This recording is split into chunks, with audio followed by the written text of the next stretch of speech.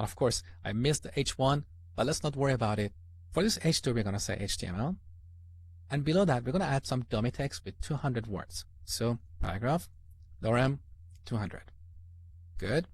Then right after that, we're going to add another H2 for the CSS section with some more text. Okay. Let's save the changes. Take a look.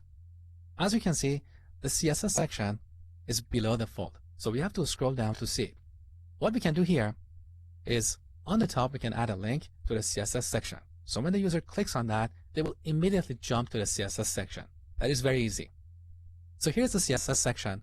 First, we have to give this element a unique identifier.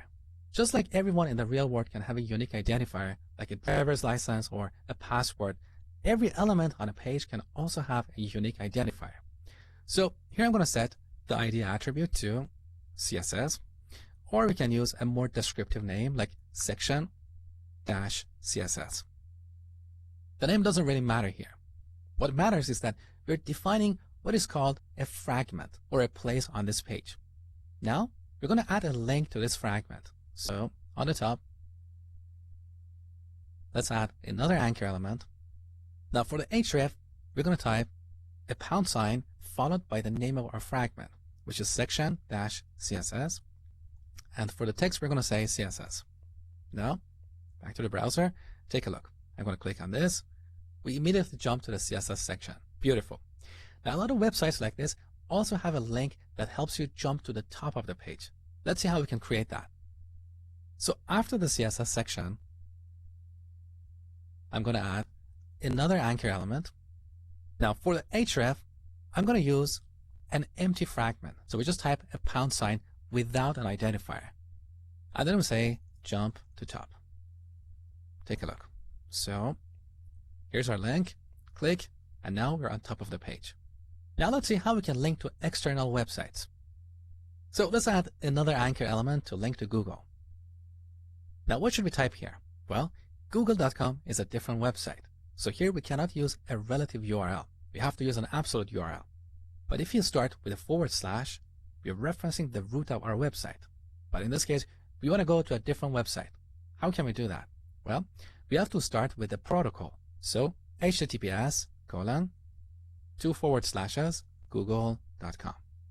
Now let's type Google and test our page. Click. We're on Google. Beautiful. Now sometimes when linking to external websites, we want that link to open in a new browser window or a new tab. Let me show you how to do that. So here's our anchor. We set the target attribute to _blank. Save. Now, back to the home page. Once again, we have to manually refresh to get the latest changes. Okay. Now, when I click on Google, you see a new tab. Beautiful. And one last thing. We can also link to emails. So I'm going to add an anchor. And for href, I'm going to say mail to programmingwithmosh@gmail.com. Email me. Save the changes. Now, back to our page. When I click on this link, my mail client will open and my email address will be pre-populated. Take a look. So click, and here's my mail client. So this is all about links. Now, one last thing before we finish this lesson.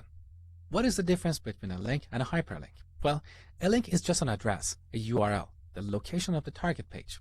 A hyperlink is the element that the user can click on to navigate to that target page. That is the difference between a link and a hyperlink. But quite often, these terms are used interchangeably. All right, we're done with this lesson. Next, we're going to talk about images.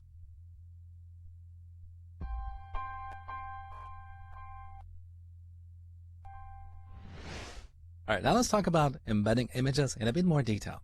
For this lesson, I'm going to grab an image from unsplash.com, which is where we can find a lot of beautiful and freely usable images. So let's search for coffee. There are tons of coffee pictures here. I'm going to grab this picture. We can download it for free. Now look, this image comes in different sizes, small, medium, and large. For now, we're going to grab this image in a small size. But in the future, we're going to talk about embedding images at different sizes depending on the device. So on mobile devices, we want to serve a smaller image, and on desktop computers, we want to serve a larger image. For now, let's not worry about these complexities. We'll have a complete section on this topic later on. So